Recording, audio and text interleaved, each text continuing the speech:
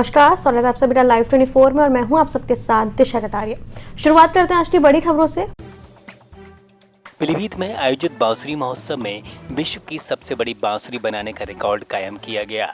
16 feet की ये बांसुरी दुनिया की सबसे बड़ी बांसुरी होगी, तो इसको पीलीभीत के रईस अहमद ने बनाया है। बांसुरी बांस से तैयार की गई है। India book of records and world records India की तरफ से यह वर्ल्ड रिकॉर्ड का सर्टिफिकेट यहाँ दिया गया। इससे पहले सबसे बड़ी बांसुरी बनाने का रिकॉर्ड गुजरात के जामनगर के नाम था, जो अब तक की सबसे बड़ी बांसुरी 11 फीट की थी। तो इस महोत्सव में रंगारंग आयोजन में प्रस्तुत किए गए, तो वहीं कलाकारों ने अपनी प्रस्तुतियों से यहाँ समा बांध दिया। पीलीभीत को हम सभी पारंपरिक रूप से बांसुरी नगरी के नाम से जानते हैं और यही सोच थी कि यहाँ पे एक बांसुरी महोत्सव कराया जाए, बड़े बड़े बांसुरी के कलाकार यहाँ पर आएँ, आने वाली पीढ़ियों को प्रेरणा मिले। साथ ही साथ जब ये पता करा गया कि अभी तक का रिकॉर्ड ऐसी सबसे बड़ी बांसुरी का जिसको बजाया जा सके वो पीलीभीत के नाम नहीं था, वो जामनगर गुजरात के नाम था, 11 फीट की बांसुरी का। तो इंडिया बुक ऑफ रिकॉर्ड्स से संपर्क करा गया और एक प्रयास करने का सोचा गया कि ये रिकॉर्ड बांसुरी नगरी के नाम आए। और आज बांसुरी महोत्सव के दिनों में ही हम लोग इसमें कामयाब हुए हैं। रिकॉर्ड्स के प्रतिनिधि सोलंकी जी यहाँ पे मौजूद रहे, उनकी टीम मौजूद रही, निर्माण के दौरान वो मौजूद रहे। जो टेक्निकल स्टैंडर्ड होते हैं उसको पूरा करते हुए आज पीलीभीत ने 16 फुट की बजाने योग्य बांसुरी का निर्माण करके इस रिकॉर्ड को दर्ज करा है। मैं सभी जनपद वासियों को इसके लिए बधाई देता हूँ। ये हमारी परंपरा से जुड़ी हुई चीज़ है और इसको बरकरार रखना हम सबकी जिम्मेदारी है। इस तरह के रिकॉर्ड्स आने वाली पीढ़ियों को प्रेरणा देते हैं कि वो इससे जुड़े रहें और आगे। हमीरपुर में खेत में खड़ी फसल में देर रात पानी लगा रहे किसान की अचानक हालत बिगड़ने से परिजनों को सूचना दी गई, जिस पर परिजनों ने बीमार किसान को उपचार के लिए अस्पताल में भर्ती कराया, जहां डॉक्टरों ने उसको हायर सेंटर रेफर कर दिया।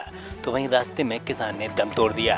अब पुलिस ने शव को पोस्टमार्टम के लिए भेजा है। तो बताते हैं कि किसान की ठंड लगने से तबीयत बिगड़ गई थी। तो वहीं ये मामला कंगारन गाँव का है।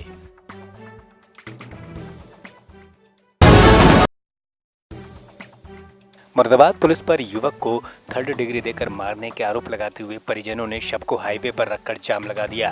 तो पुलिस के खिलाफ जमकर नारेबाजी की। इस दौरान हाईवे पर जाम लग गया, तो वहीं पुलिस ने मौके पर पहुंचकर मशक्कत करते हुए जाम को खुलवाया।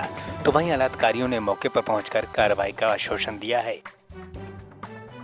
भोजपुर में एक पारिवारिक विवाद में यूपी 112 की गाड़ी पहुंची थी और परिजनों का आरोप है कि 112 के दुर्व्यवहार किया गया। दुर्व्यवहार के फलस्वरूप एक व्यक्ति की मृत्यु हुई। इस संबंध में जांच कर वैधानिक कार्रवाई की जाएगी। हमारा दोषी कर्मचारी होगा उसके खिलाफ भी कार्रवाई होगी। परिजनों को दिया गया, जांच के दौरान परिजनों द्वारा जाम खोल दिया गया।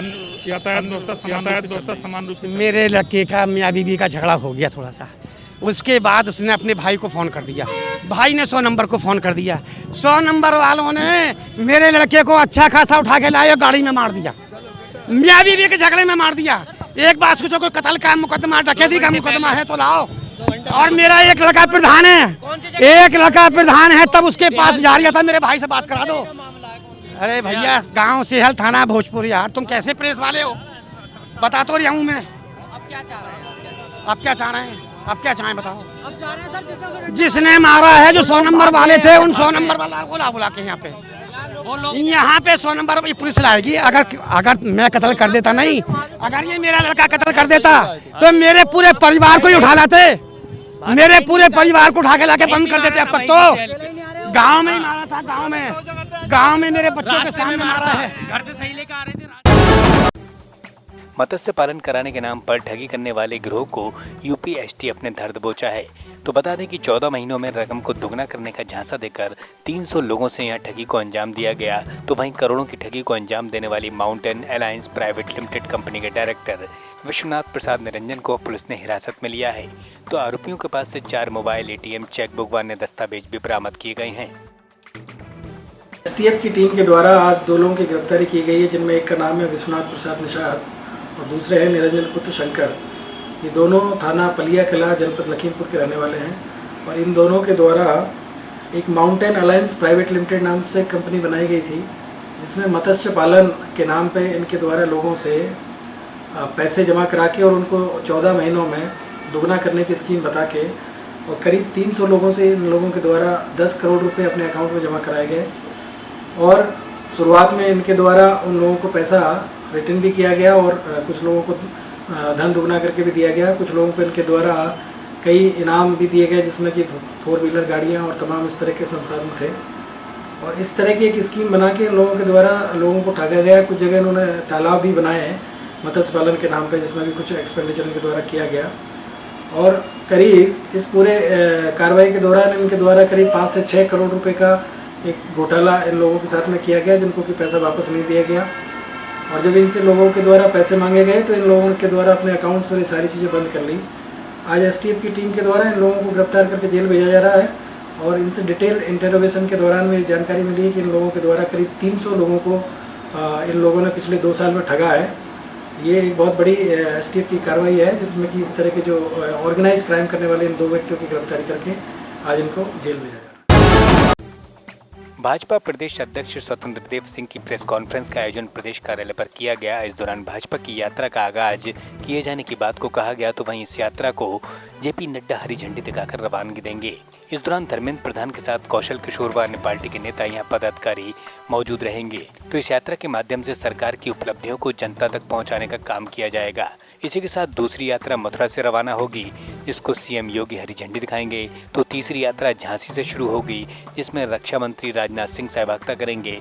तो चौथी बिजनौर से निकलेगी, जिसको नितिन गडकरी झंडी दिखाकर रवानगी देंगे। तो 5वीं बलिया से, 6ठी गाजीपुर से निकलेगी, जिसको सीएम शिवराज सिंह चौहान के साथ स्मृति ईरानी झंडी दिखाकर रवानगी देंगी।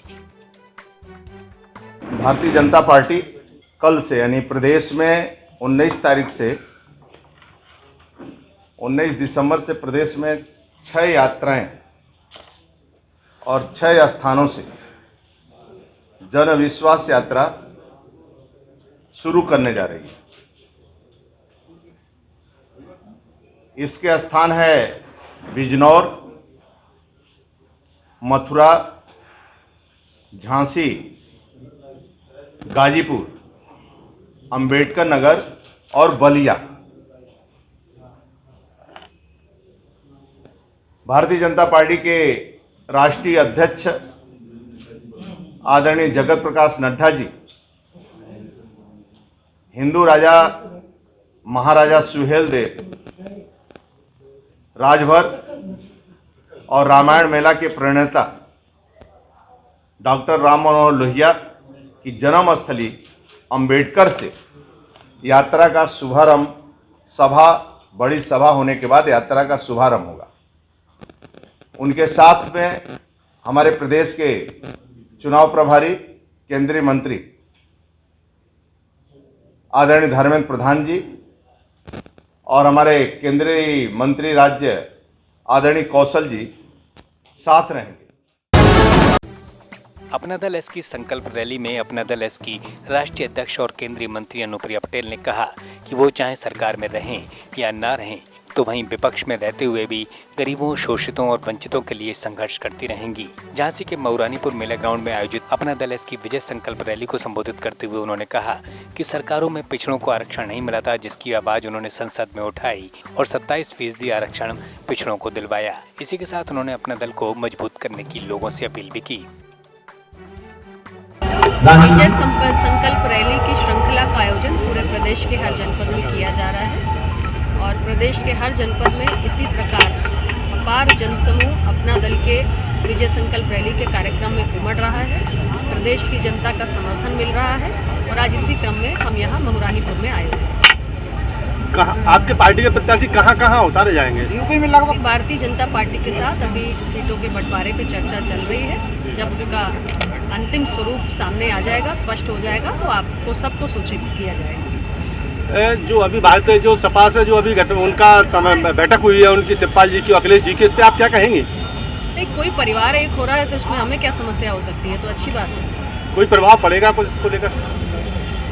देखिए, उत्तर प्रदेश की जनता ने पिछले 3 चुनाव में, बड़ी जागरूक जनता है, उत्तर प्रदेश में चुनाव होता है तो पूरे देश की नज़र होती है। पिछले 3 चुनाव के परिणाम बताते हैं कि उत्तर प्रदेश की जनता ने उत्तर प्रदेश की विकास यात्रा पर मुहर लगाते हुए अपना दल और भारतीय जनता पार्टी के गठबंधन को चुनने का काम किया है और हमें पूरी उम्मीद है कि 2022 में एक बार फिर 5 साल की जो विकास यात्रा उत्तर प्रदेश की रही है, नए एक्सप्रेसवेज बने हैं, नए एयरपोर्ट्स बने हैं, नए मेडिकल कॉलेजेस बने हैं। तो इस सब को देखते हुए एक बार फिर 2022 में अपना दल और भाजपा की सरकार को मौका मिलेगा।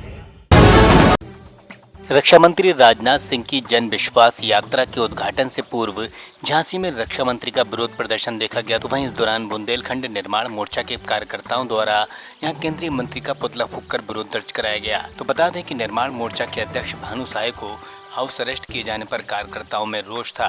तो वहीं कचहरी चौराहे पर केंद्रीय मंत्री का पुतला फूंककर विरोध दर्ज कराया गया।